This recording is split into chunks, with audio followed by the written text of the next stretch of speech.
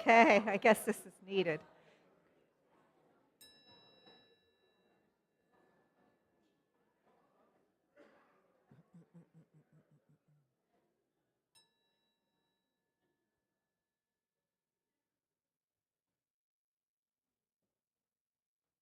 Good morning, and welcome to First Unitarian Church of Wilmington, Delaware. My name is Jacqueline Kairis, and I'm your worship associate for today's gathering. For visual accessibility, I'm a white woman with short brown hair, and today wearing the colors navy and tan. Here at First U, we strive to foster a culture of belonging, welcoming you because of your unique identity and unique spirituality. Our intention is to create a space of warmth, reflection, continuous learning, and action to uphold the ideals of justice and love. If you're new to First U, welcome, and please fill out the connections card.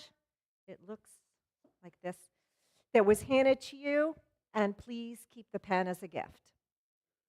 Completing the card will facilitate your receiving our newsletter and other information. If you're online, please click on the link in the chat. Overall, the good ways to learn more about us is to go on our website, which is firstuuwilm.org. Today, we are triply fortunate. In body or spirit, feel free to follow me with celebratory hand movements. The children and youth are with us in the sanctuary. This is Sparkle Hands. Our Reverend Minister, Reverend Larry, is with us. Heart hands. Can even do like a bounce. And Reverend Pam Watt is our guest minister this morning. All of them. These are quiet clap hands. Pam is a Unitarian Universalist minister who served this congregation in 2019 and 2020 until she left to be a full-time family caregiver.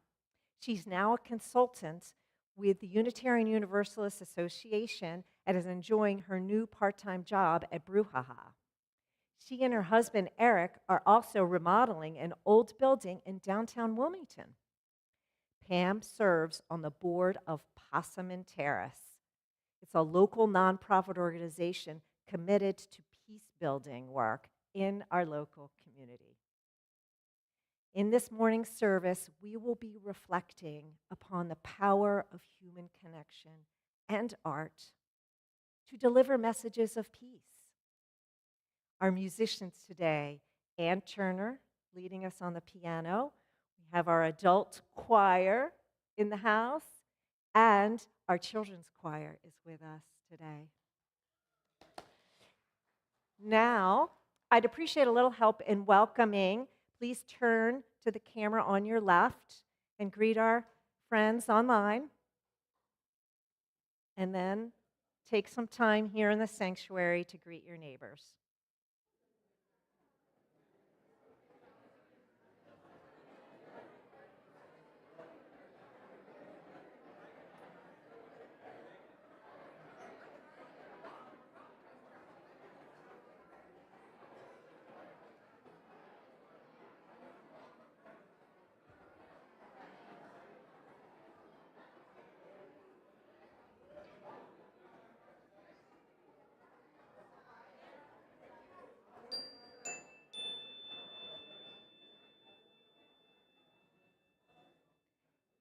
And now, let us prepare our hearts and minds for worship.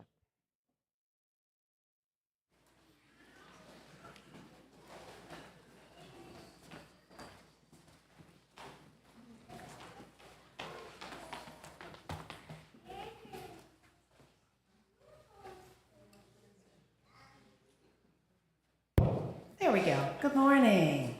Good morning. So the children's choir is going to sing for you, but then you have some work to do as well. So the children will sing our classic hymn number 123, Spirit of Life, with sign language. You've seen it before. We'll do it again. Pay very close attention, because after they sing it through once, we're going to sing it together as a round. So what we will do is group 1 will be on this side of the sanctuary. So I would say this whole section and this whole section can be group 1. Group 2 will start later, and we'll cue you in, and that will be the choir and the left side of the congregation. So pay attention to the children as they sing it through, because then we're going to turn around and ask you all hand motions, the song, the words. Should be on your order of screen, the words, so that should help a little bit. But the spirit of life, let's all sing along.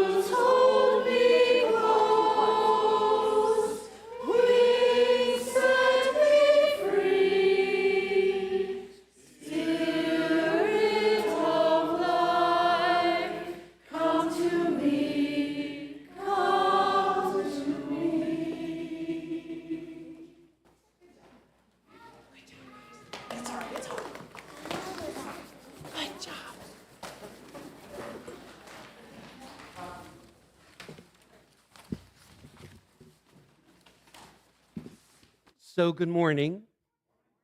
I'm the Reverend Larry Piers, minister here at the First Unitarian Church of Wilmington, and we're really revving things up today.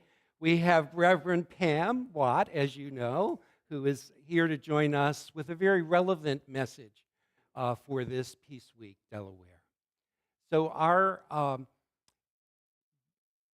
words of welcome to this, our worship, what do we call our call to worship? Our call to worship is a sung worship this morning, and you'll be part of it. Let me give you your parts.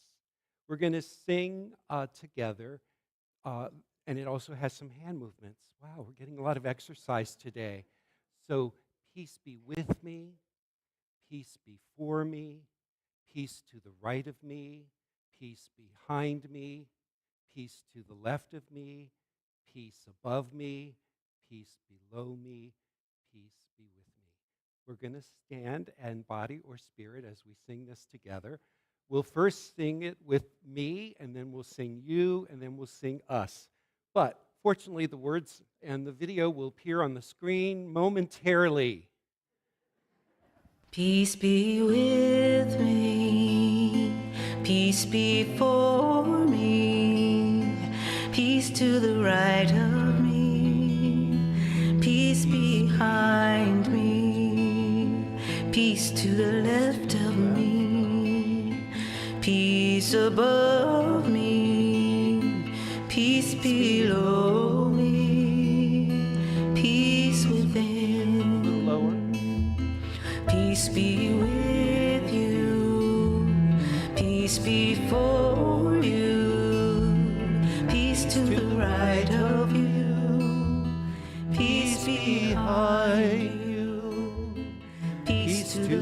left of you.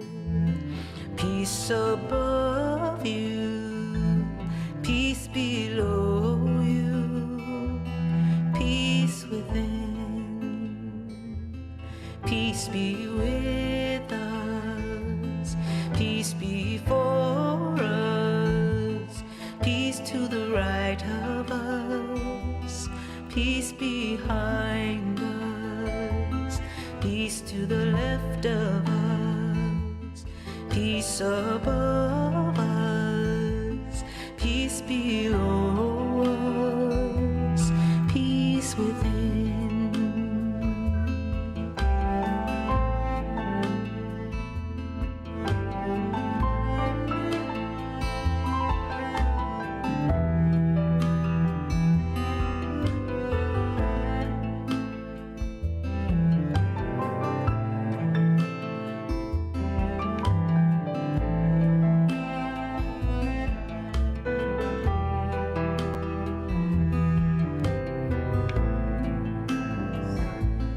Peace be with us, peace before us, peace to the right of us, peace behind us, peace to the left of us, peace above us, peace below us, peace within.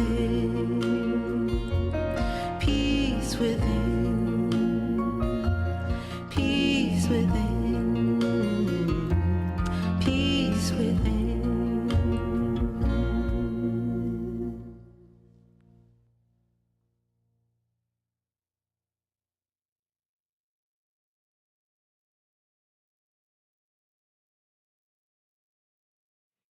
You have a chalice at home. We invite you to light it as we read these words written by Reverend Bob Doss. We see the chalice light. Let it symbolize today the light within.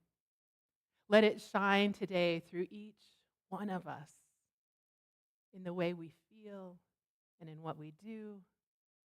Let the light shine. Please stand in body or spirit to sing hymn number 1054, Let This Be a House of Peace. And afterward, please remain standing for the unison affirmation.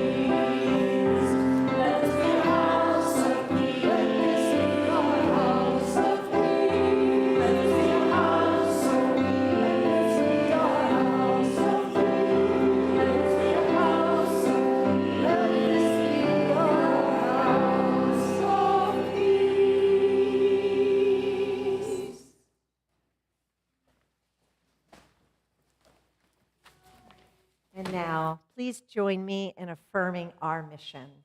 First Unitarian Church of Wilmington is a beloved community that nourishes minds and fights injustice and transforms the world through loving action.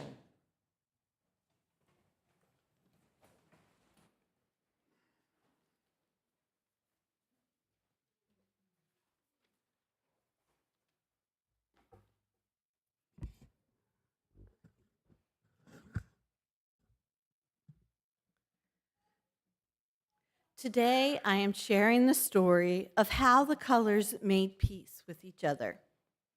Once upon a time, the colors of the world started to quarrel. They all claimed that they were the best, the most important, the most useful, the favorite. They argued and they bickered and they fought. Green said, "Clearly, I am the most important. I'm the color of hope. I'm the color of life. I'm the color of grass and trees and new beginnings. I'm the color of the whole of the countryside. I'm the most important color." Blue interrupted. "That's nonsense. I'm far more important. I'm the color of the sky and water. And without water, everything would die. I'm the most important color." Yellow chuckled. "Oh, you're all so serious. I'm the color of fun and laughter and giggling. I'm the color of sunflowers and the sun and the moon. I'm the most important color. I make people smile." Orange started next to blow their own trumpet. "You're all wrong. I'm the color of lots of fruits and vegetables, and that's where you get vitamins from. I'm healthy and cheerful. I'm the color of the sunrise. Without the orange sunrise, it would always be night. I'm the most important color." Red could stand it no longer and shouted, "You're so foolish. I'm the color of blood, and blood gives us life. I'm the color of danger and warning and road safety and fighting and force. I'm definitely the most important color." Purple rose up and spoke with great pomp. "I beg your pardon. I'm the color of kings and important things and majesty and ceremonies and royalty. People listen when I talk. I'm the most important color." Finally, Indigo spoke, much more quietly than the others, but with just as much determination. "No, no, no. I'm subtle. I'm the color of peace and reflection and silence and thoughtfulness. If it wasn't for me, you'd all go mad with busyness. I'm the most important color." And so the colors went on arguing and boasting, each convinced of their own superiority. Their quarreling became louder and louder until rain could not take it anymore. With a flash of lightning and a boom of thunder, the rain began to pour down relentlessly. The colors crouched together in fear, drawing close to one another for comfort. Now, in the midst of the clamor, Rain called out, "You foolish colors, fighting amongst yourselves, each trying to dominate the rest. Don't you know you were made for a special purpose? Come together and join hands." Doing as they were told, the colors united and joined hands. From now on, When it rains, each of you will stretch across the sky in a great bow of color as a reminder that you can all live in peace. The rainbow is a sign of hope for tomorrow. And from then on, the colors stopped squabbling, started working together, and every so often, when it rained on a sunny day, they joined hands to make a beautiful display in the sky to remind everyone about peace and cooperation and to celebrate each color's unique gifts. And now, please join me in singing our children out. And if the children will please wait for me at the door.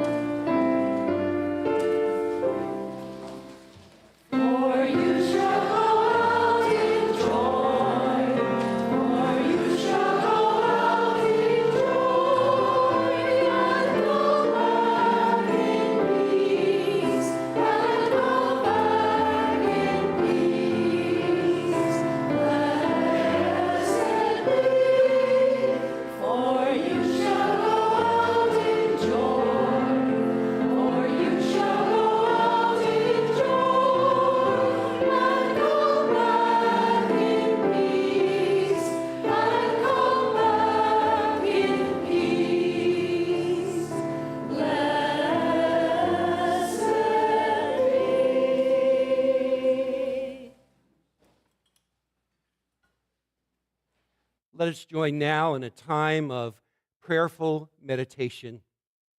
You may feel your whole body supported by the chair that you're sitting in. You may want to caress the floor as the earth caresses your feet, and you find a steady stance of being held and being supported. We are so aware of whatever captures our attention. We're so impacted by whatever emotions we have or that have us. We each have our own momentary degree of strain and stress and stiffness in our body. All of these are part of who we are in this moment. Yet we have our loving thoughts, and we are more than our thoughts. We have our emotions, and yet our emotions do not fully define us. We have our sensations, and yet we are more than our sensations. All of these aspects of who we are continually shift and change, come and go.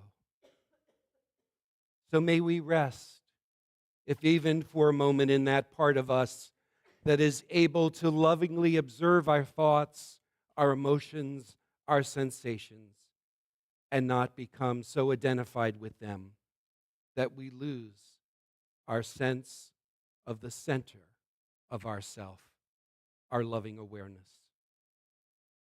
May we receive that part of us that is steady in the midst of whatever is happening. In this moment's breath, and in this moment's breath, may we open ourselves to all that centers and steadies and grounds us in this still point and in this centering time. May we graciously receive a subtle and steady peace that is not conditioned on what is happening. It is a peace we need not understand in order to receive it. Let us invite ourselves now into that peace. And may we as a gathered community sense that peace within us and among us as a gift from which we may give.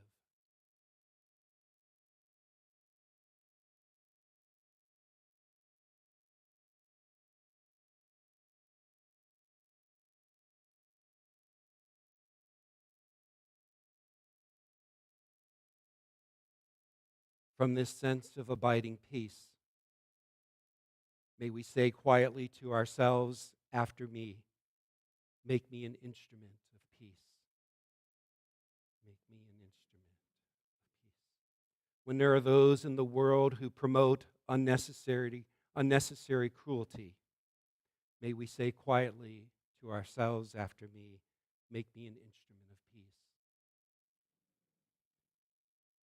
When the actions of some bring about injury to those who are most vulnerable, let us say quietly to ourselves after me, make me an instrument of peace. When we are tempted to move to despair during time of restlessness, may we say quietly, make me an instrument of peace. We can orient our hearts and our actions even when all about us seem to be oriented towards chaos. Let us say quietly to ourselves again and again, make me an instrument of peace. May I embody compassion. May I orient towards hope. May I stand fast in the ongoing work of justice, which can flow like a mighty stream from me, from us, into all the byways of our living, into the streets of this city, into all the places that cry for more compassion, more love, and more justice. So may it be, and shall we say, amen. Now let us pause in a time of a shared silence as we prepare for the prayers of the people.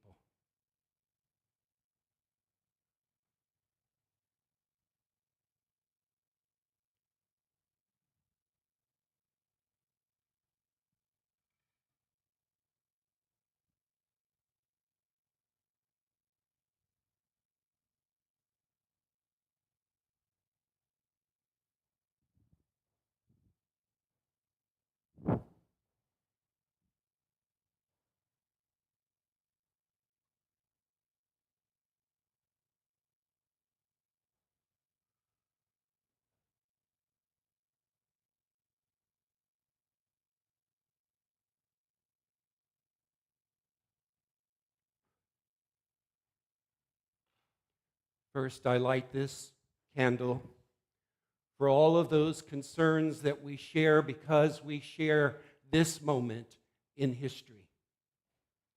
We carry together some of the burdens of this time that include, of course, a peace process that we can feel jubilant about and the hostages that have been released, and know at the same time there's so much rebuilding and reestablishment and renewing that needs to happen among the people of Gaza, who return to what once was home and now feels like rubble and uncertainty. We hold the concern of the instability of our government, which we would hope would care more diligently, directly, and responsibly for the common good in a collaborative and cooperative way.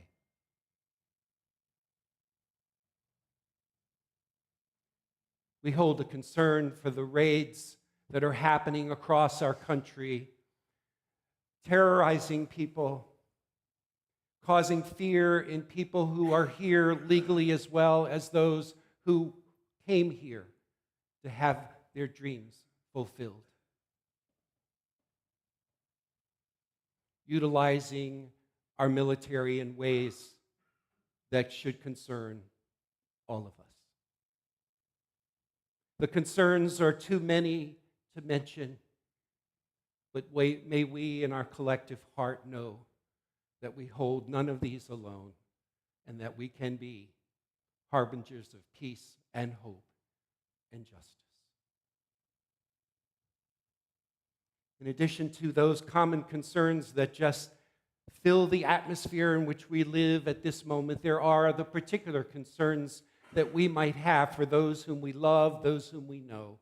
And so let's take a moment now, if you want to speak out loud, or if you're joining us online, to write in the chat any particular concerns you might have about a family member, a friend, or even yourself or someone in this congregation.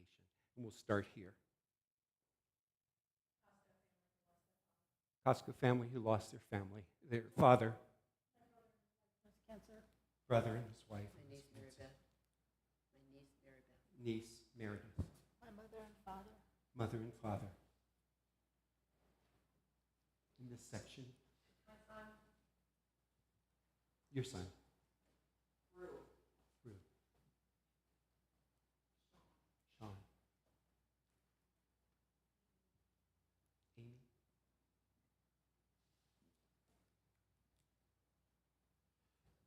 How about in this section, is there concern that you hold for someone you love, someone you know, someone in this congregation, or even yourself?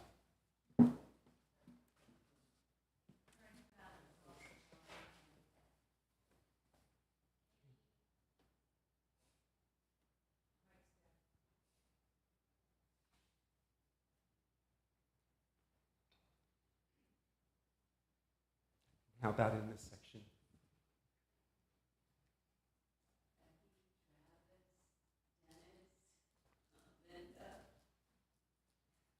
Becky, Travis, Dennis, and Linda.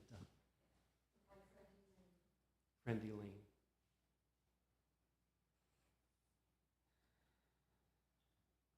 With our hands held out like this for just a moment, let us feel the weight of each of these concerns and recognize that in this community, none of us need to hold any of these burdens alone. We may take our hands and put them close to our heart as we think about these people and send them love and care this week. There's got to be a joy somewhere. I've got one. I've got a joy to share. Just found out that Lizzie and Steve Darling are celebrating the arrival of their daughter, Eleanor, who is their second child, Quentin's sister then.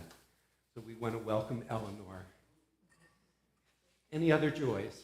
Joys in this area? My grandsons are coming to visit. Grandsons are coming to visit. How about here? Any joys? I'm sorry, can't hear you. Friends visiting you today. The rain. How about here? Any joys?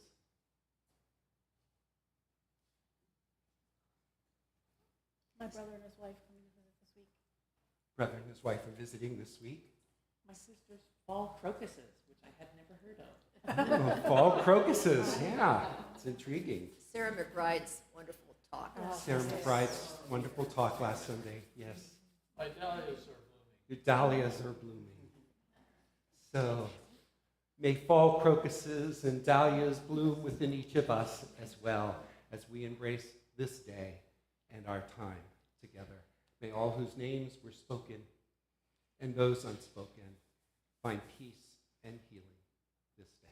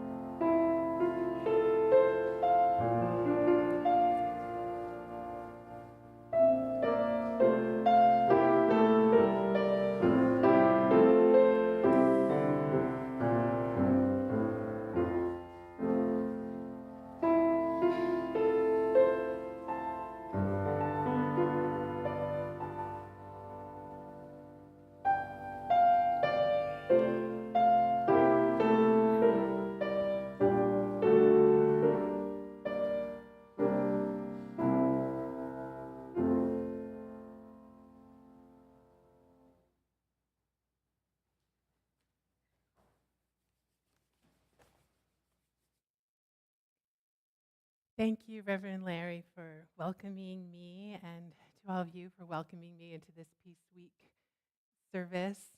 It is so good for my spirit to see so many beautiful, familiar faces, and also even to see some folks I haven't yet met. Thank you all for welcoming me so warmly here today.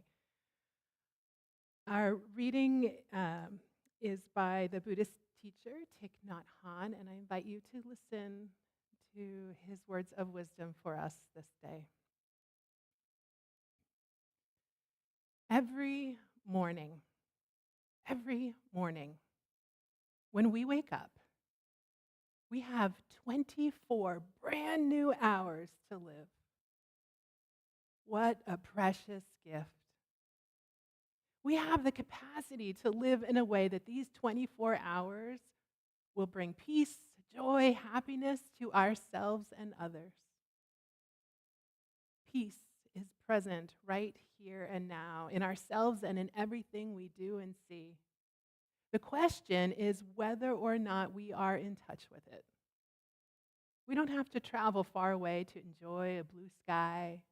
We don't have to leave our city or even our neighborhood to enjoy the eyes of a beautiful child. Even the air we breathe can be a source of joy.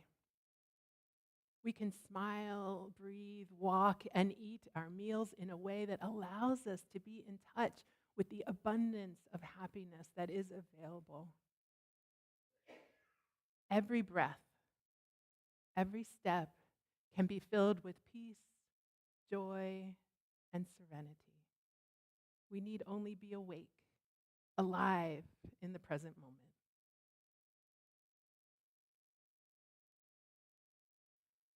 With so much going on in our lives that can stir anger and confusion and hatred, we have come together today to offer you this hour of music, some words, some quiet that we hope will inspire something of peace in each of us. I serve on the board of an organization called Pacem and Terris, which is Latin for peace on earth. And at Pacem and Terris, we believe that peace on earth is not possible unless we also cultivate it in ourselves. And as part of our work, Pacem and Terris runs an arts program where we invite children and teenagers from all over the state of Delaware to imagine a peaceful world, to imagine what peace means to them, and then to create artwork that illustrates that sense of peace. This year, we received artwork from more than 500 artists between the ages of 5 and 18, which we displayed in January at the Wilmington Library. From that exhibit, a jury selected 68 images that are now traveling around Delaware to different libraries, hospitals, courthouses, and other buildings. And today, I'm sharing with you some of those images, but you can find locations of all the different exhibits throughout the state by going to the Delaware Pacem and Terris website, or you can visit, we have a table. I'm joined today by Peter, and the two of us will have a table during the coffee hour in Parish Hall, where we have a list of all the different locations of the different exhibits, so you can go see them in person. And most of the images that we receive include an artist statement. For this piece, Hafsa from Terbiya School wrote, "Unity in every color, peace in every arc." Bentley, an artist from Tally Middle School, wrote, "My vision of peace is a world where everyone is accepting of every race and religion and all the LGBTQ people. In my peace drawing, I drew multiple shaded hands holding the earth with peace on the earth." Ye from Frame Community Center's Boys and Girls Club wrote, "Peace means to me that we all live in harmony." And I don't know if you can see it in this image, but it looks like the artist has drawn people all around the heart, kind of holding hands, all around that big, enormous heart. Imagine it, all of us holding hands, connected by a love that big. Kaylee from Tally Middle School writes, I drew hands spelling out love and different flags. I did that because it doesn't matter where you are from or what you look like. And that is what I find peaceful. Kaylee's vision of peace is love manifested in and across political landscapes. Imagine it. Diplomacy rooted in love. I hope one day Kaylee runs for office or becomes Secretary of State. By using human hands to conceptualize world peace, these artists remind us that peace is not some big abstract concept that we are sitting around waiting to have happen, but it's simply the daily work of the people. I wonder what one thing each of us could do today to nurture peace in ourselves or others. Caitlin from Tatnall School writes, in this painting, I chose to represent my vision of a peaceful world through birds. My idea is that if we decided to celebrate and accept others' differences instead of villainizing them, the world would be a better, more peaceful place. I chose these particular birds because I wanted to show that even if two people don't look alike or come from the same place, they can still choose to embrace their differences and be friends. Despite the current administration's dismantling of diversity, equity, and inclusion commitments, over and over again, these artists remind us that the path to peace is only found by celebrating our diversity and working toward equity and practicing inclusion. Kenyon, Julian, and Nicholas from Kumba Academy wrote, this is how we envision a peaceful world. We put flags around the earth, painted the earth green and blue, and cut it out. We made space with stars. Julian made the flags, Kenyon made the earth, and Nicholas made space. All the flags show that the earth is big enough for everyone and all nations should get along.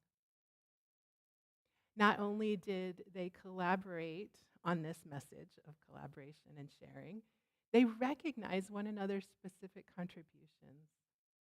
In a time when it's a common practice to put one another down, Kenyon, Julian, and Nicholas chose to lift one another up. Avery from Urban Promise writes, peace looks like me knowing I'm in a safe spot. A peaceful world is me and God talking.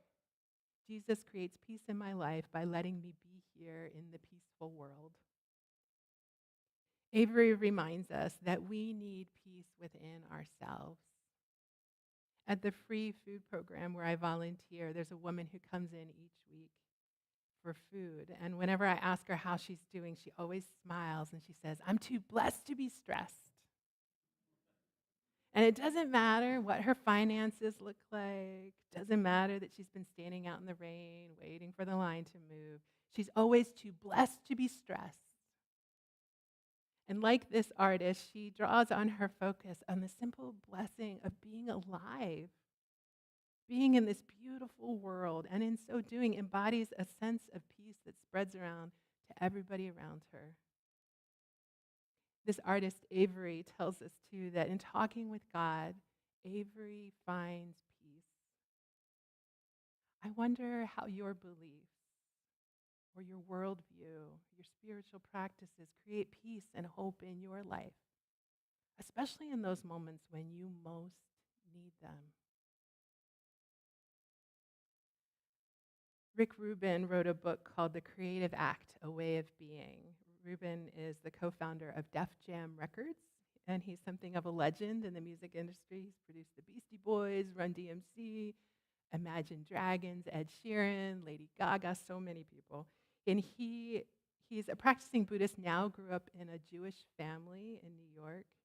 And he describes the creative process as a devotional act.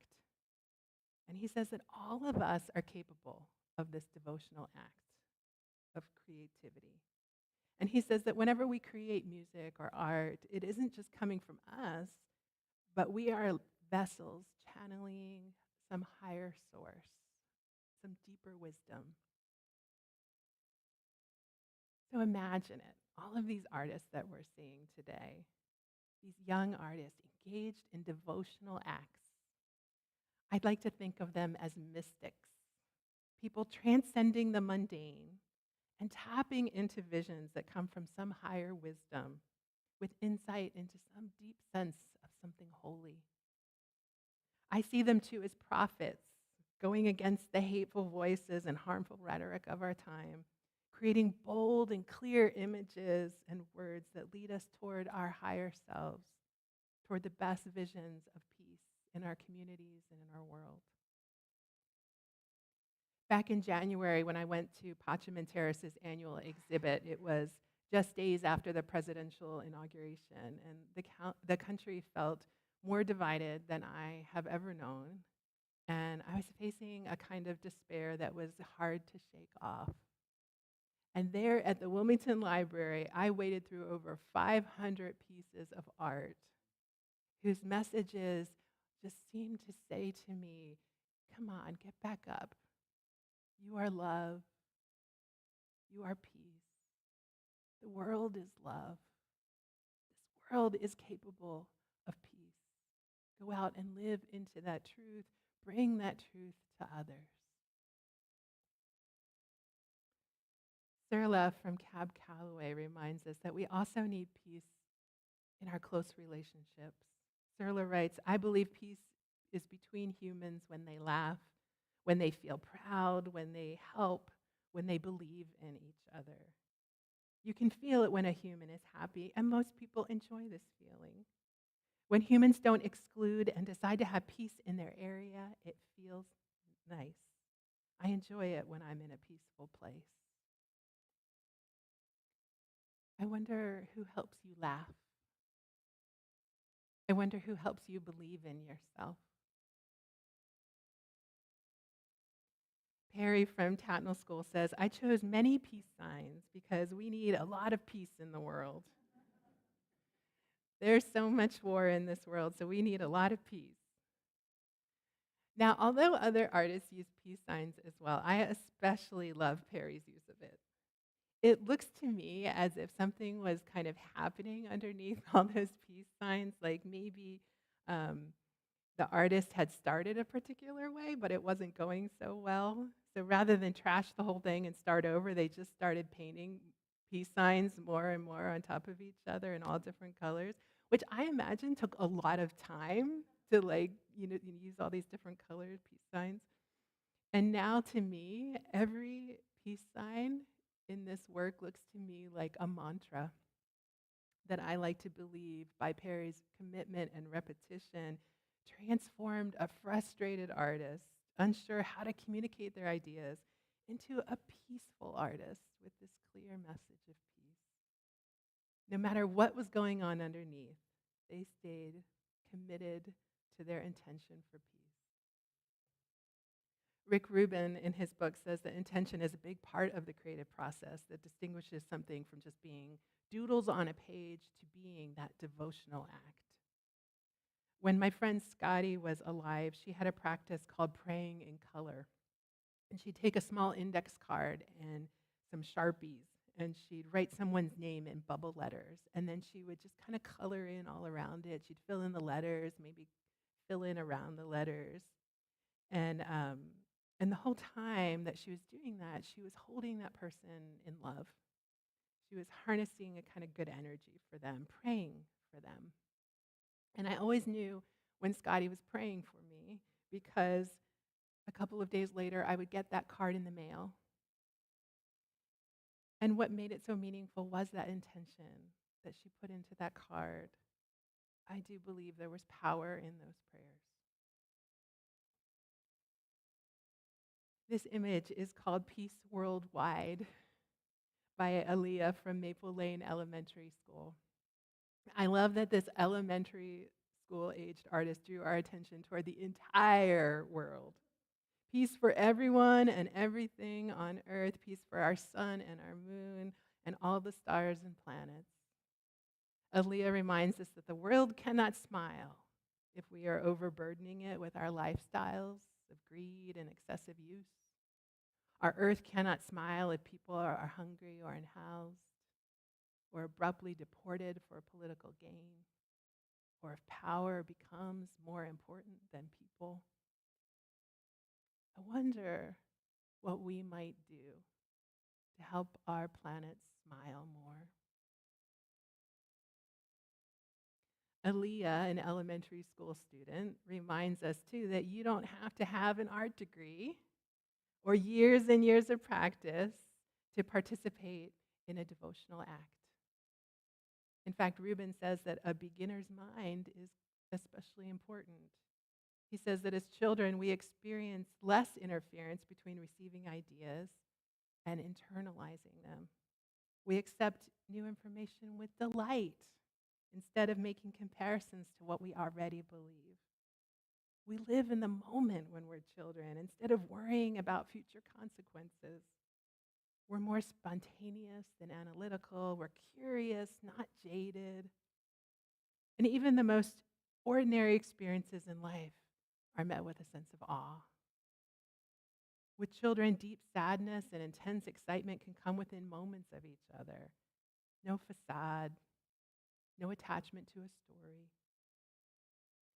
When we adults come at challenges with worry and judgment and jadedness, we might tell ourselves that any small act to fix the big problems of our time are a waste of time.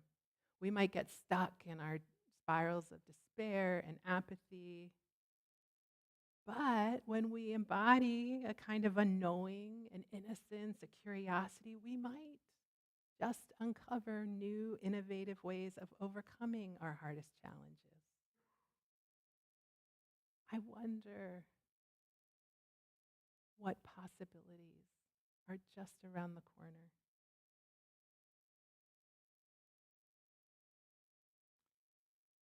Wesley from the choir school of Delaware says, "My painting shows peace through friendship. These friends are enjoying their time."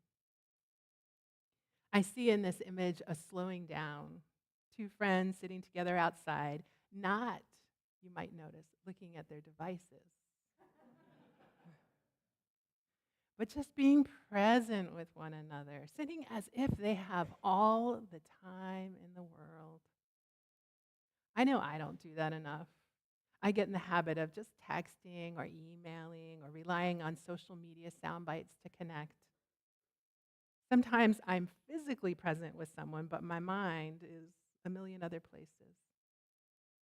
Or I'm constantly distracted by my phone. When we do this, we miss, as Rick Rubin says, the subtleties. We aren't able to take in information in the most faithful way possible, which is to say we're not bringing our best selves to those conversations.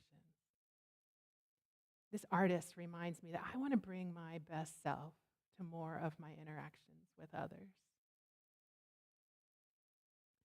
Lanaya from Kumba Academy writes, "What my picture is about is our earth, and all the stuff around it represents the kind of stuff that should happen to make a peaceful world, like love, peace, people being nice and kind. Also, the techniques I used are outlining, then coloring inside the outline." So this artist just breaks it down for us. Look, here's how we get to world peace. Be kind and nice. And here's how I made my artwork. I drew an outline and then I colored it in. I hear an invitation from this artist for all of us to make our own art.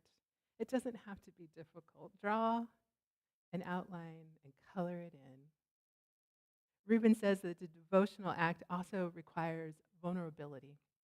And I'm going to practice a little vulnerability right now, and I'm going to share a piece I made years ago when I took a collage class in seminary. And in this class, there were tables of cut-out images all around the outside of the room. And we were invited to walk around these tables and to notice what images caught our attention. And we didn't have to know why. In fact, it would be better if we didn't know why. You just notice what images caught your attention and then bring them back to our workstation. And then we had to sit and listen to the wisdom, the insight that these images had for us in that moment. And I found this image of a young girl holding a pair of chopsticks to her mouth. And I am multiracial. My dad was Chinese from Hawaii. My mom is European. mostly from Delaware, Philadelphia area. And when I was growing up in North Wilmington back in the 1980s, I didn't often see images of children who looked like me. And back then, North Wilmington wasn't a very welcoming place for racial difference. And I learned to experience shame around my Chinese identity. And years later, in this collage class, I spent a lot of time with this particular image of this young Asian girl holding chopsticks to her mouth. And while I did, I sat with that shame. I chose to cut her out of her background. And then I took another piece that I had brought back to the table, a heavy cardstock. It was a shiny gold cardstock. And without much thinking or planning or conceptualizing, I cut that gold cardstock into a circle and I placed it behind her head, and it became her gold halo, like something Jesus would have, or a saint, or someone holy and important and good. And that devotional act healed 100 hurts in my soul. And just in the making of it, moved me toward peace. I wonder how you would draw peace. I wonder what peace in your heart and mind could look like. What peace in your relationships could look like. What could a peaceful world look like? Thich Nhat Hanh said, peace is present right here and now in ourselves, in everything we do and see. The question is whether or not we are in touch with it. I urge you to follow the lead of our young artists today by getting in touch with this peace that is already available to you. Bring a beginner's mind, patience, vulnerability, 100% focus to your devotional work, that you may, no matter your burdens this day, find something of peace in your mind and your heart. And may all of us, no matter the challenges of this time, bring peace, joy, and happiness to our friends, our family, our neighbors, our communities, and the world. May it be so.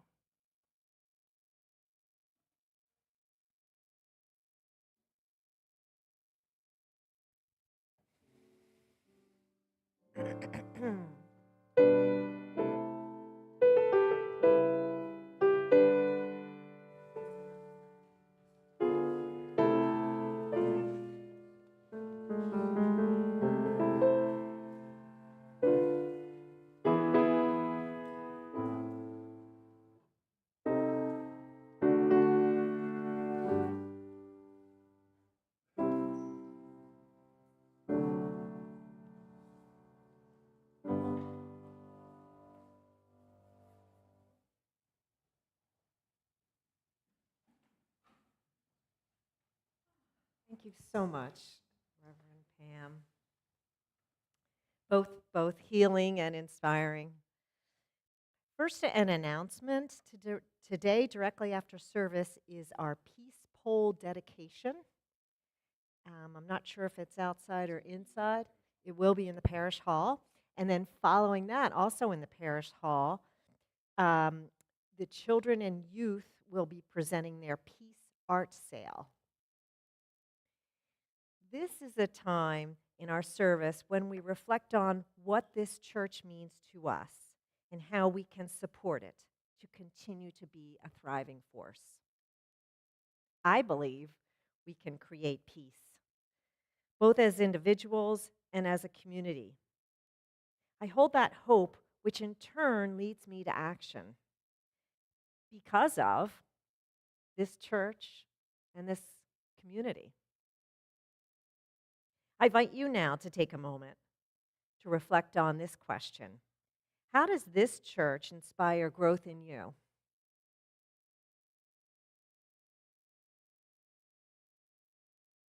For me, I sometimes attend and take in, and other times I'm challenged, kind of like this, or hello, ooh, and respond.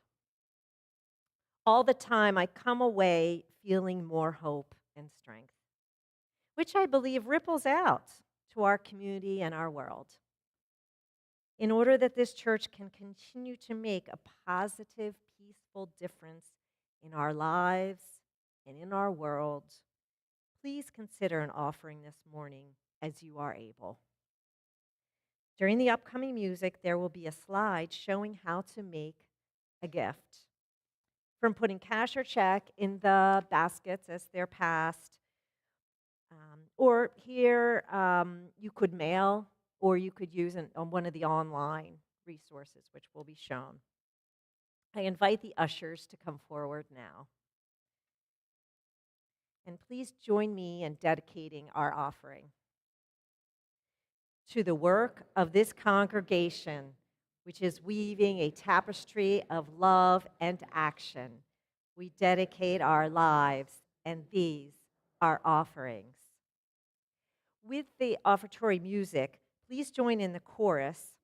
The words are peace on earth, shanti, salam, shalom.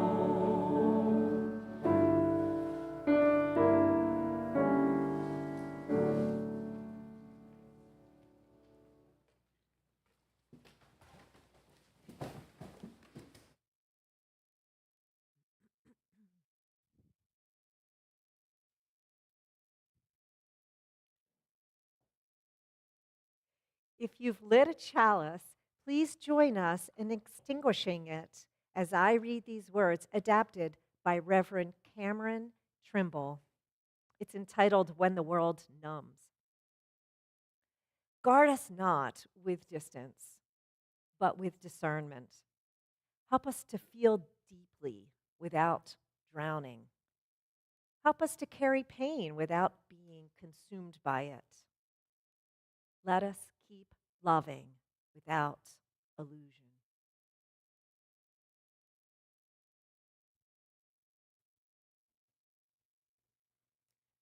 I want to remind you that you are all warmly invited to join the Peace Pole rededication ceremony immediately following the closing hymn in Parish Hall.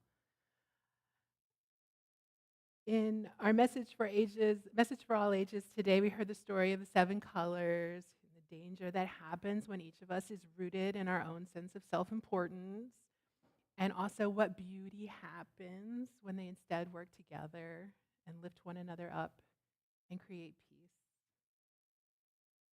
May our thoughts, may our actions, may our words be a blessing today and every day. And may we, by our lives, inspire peace on earth. May it be so.